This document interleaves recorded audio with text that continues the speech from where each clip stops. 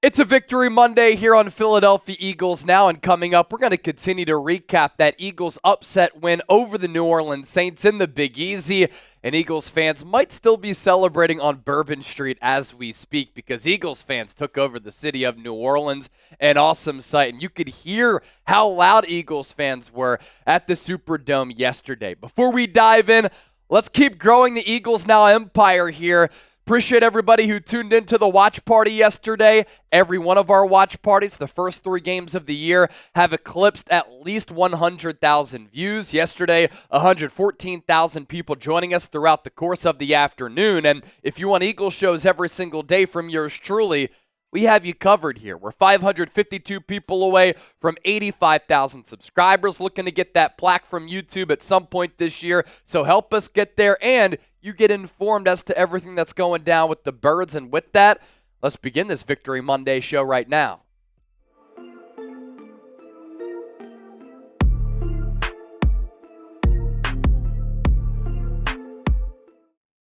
Here we go. You're watching Philadelphia Eagles Now by Chat Sports. Chase Sr. here with you, no matter where you are, how you're tuned in. I appreciate you, as always, for making today's show a part of your day. And when the Eagles win on a Sunday, our weeks are always off to a great start. And I want to begin with this. This Eagles defense did not get off to a good start this year. But yesterday, Vic Fangio's unit was terrific. And after just an awful and ugly start to the 2024 campaign, I thought Vic Fangio and the Eagles put forward a defensive masterclass against the red-hot Saints and the number 1 scoring offense in the National Football League. Now, going into Sunday's game, these were the Eagles' defensive rankings through the first 2 games against Green Bay, against Atlanta.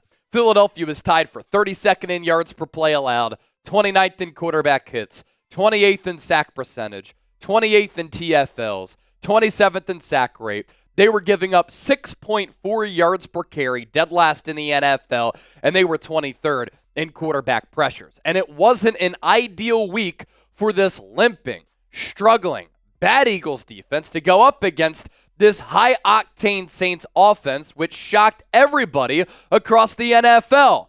But how about the performance that we saw yesterday from this defensive unit? And this is the potential that this Eagles defense has. They have a really good defensive mind in Vic Fangio. I get it. They were still trying to master the scheme. They made over the entire defense led by Howie Roseman. But there are solid players on that side of the football. And look at what the Eagles defense did.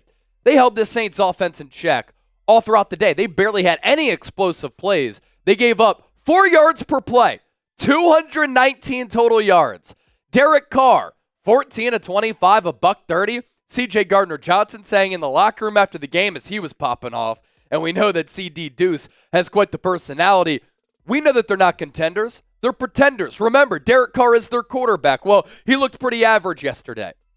Alvin Kamara got off to a great start this year. 29 carries for this entire Saints team, 89 yards, only 3.1 yards per carry.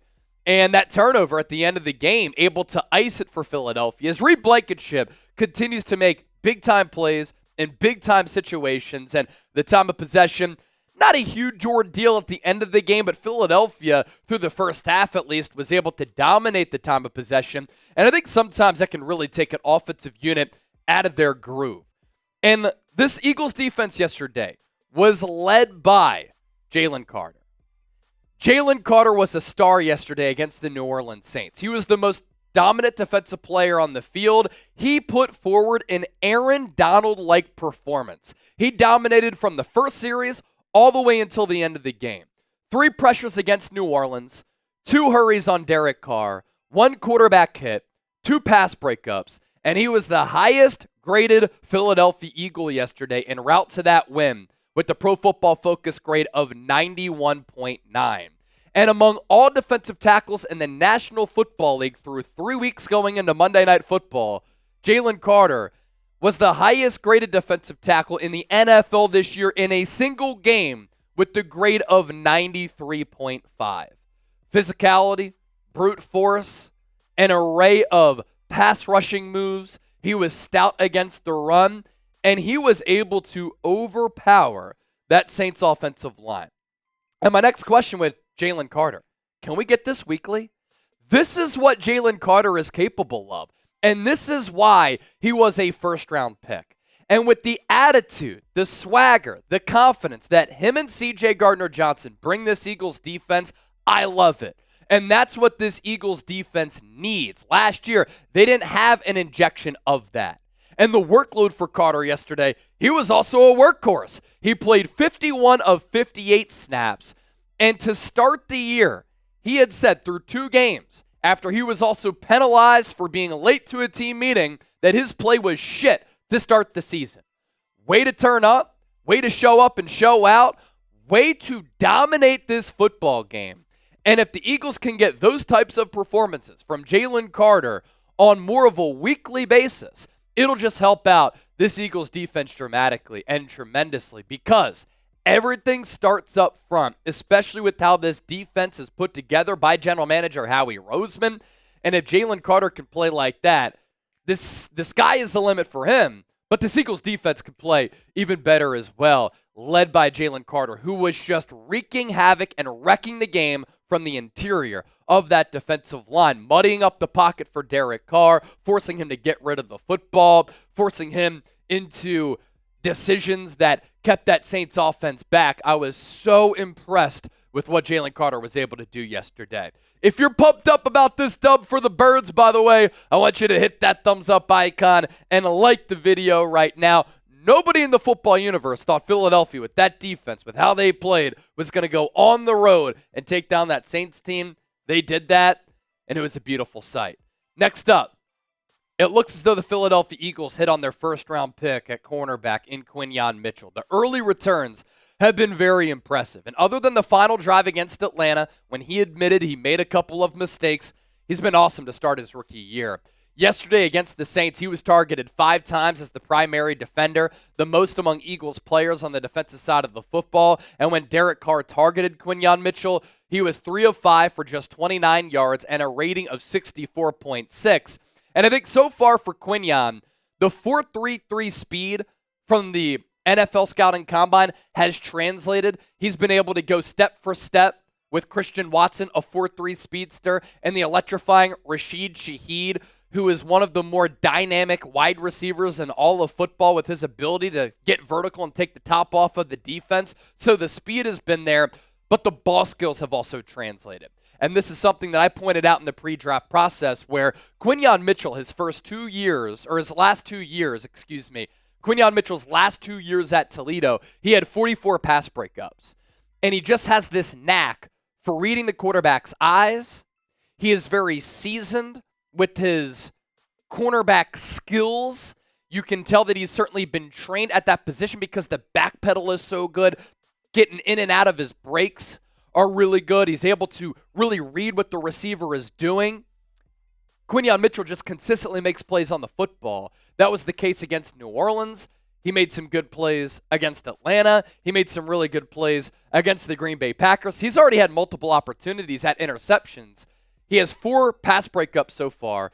And so far this year, he's only given up 8 catches on 17 targets. That's a 47% completion rate. He's given up 114 receiving yards and a passer rating of just 69.2. Darius Slay said on X that the kid is for real, and Quinyon Mitchell looks to be the real deal for an Eagles defense that dramatically needed to get better in that secondary. Other notable defensive performances for the Eagles in this game, Zach Bond leads the NFL in solo tackles. That's so impressive to me because prior to this year, he wasn't used as an off-ball linebacker.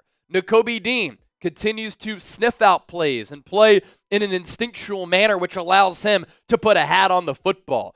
Jordan Davis and Jalen Carter, they both needed to step up and live up to the first-round billing. While Jalen Carter looked like an all-pro yesterday, Jordan Davis wasn't necessarily that, but he played better, and he was impactful, and he made his presence felt. That's what he needed to do.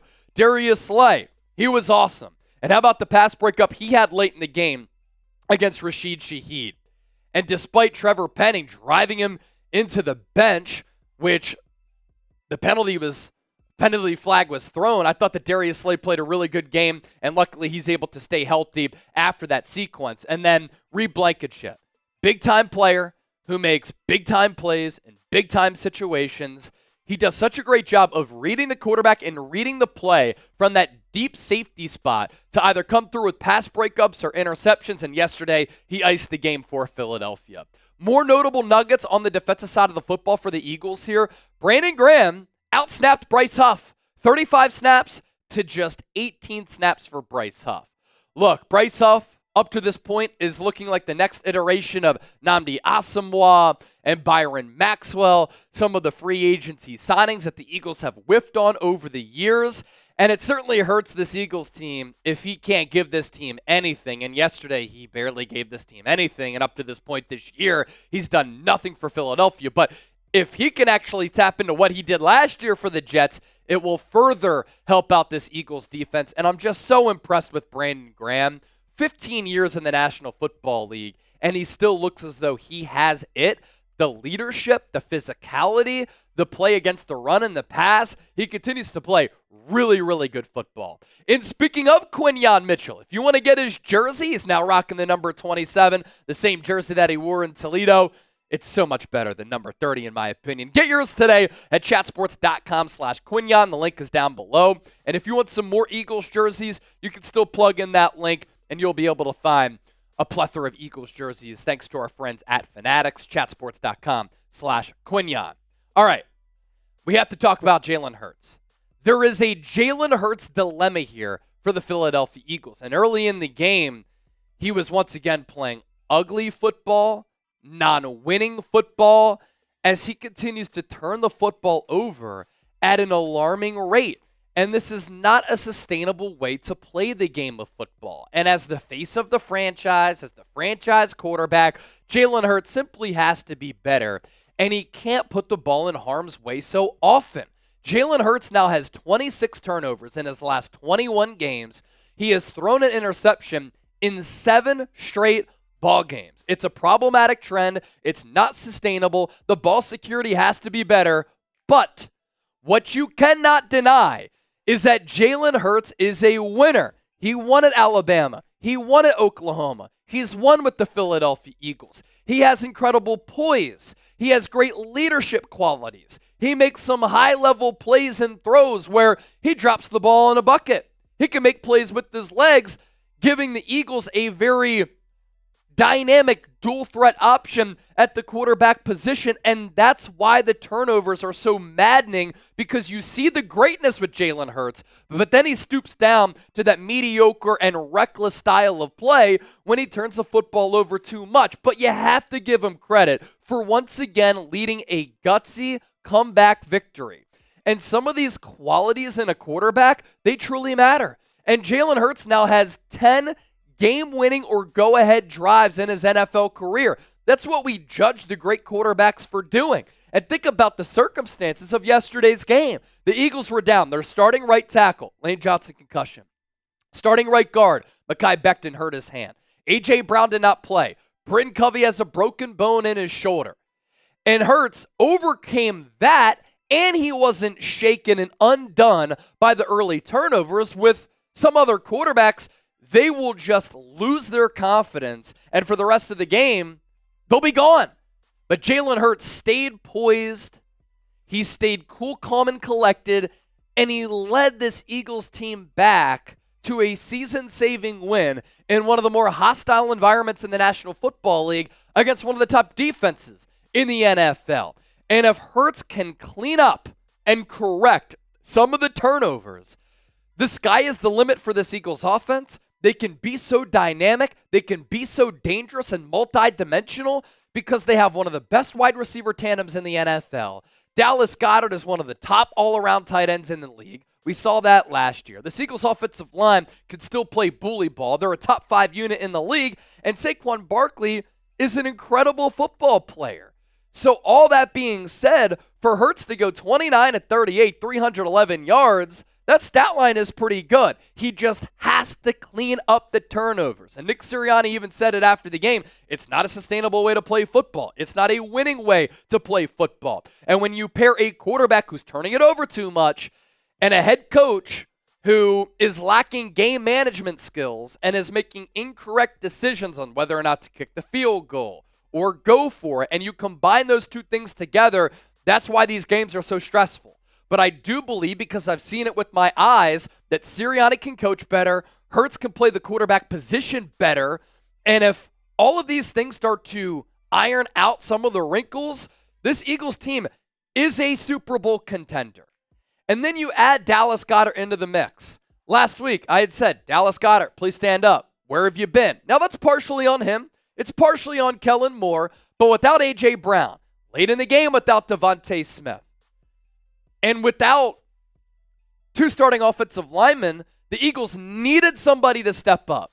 Dallas Goedert did that in a big way.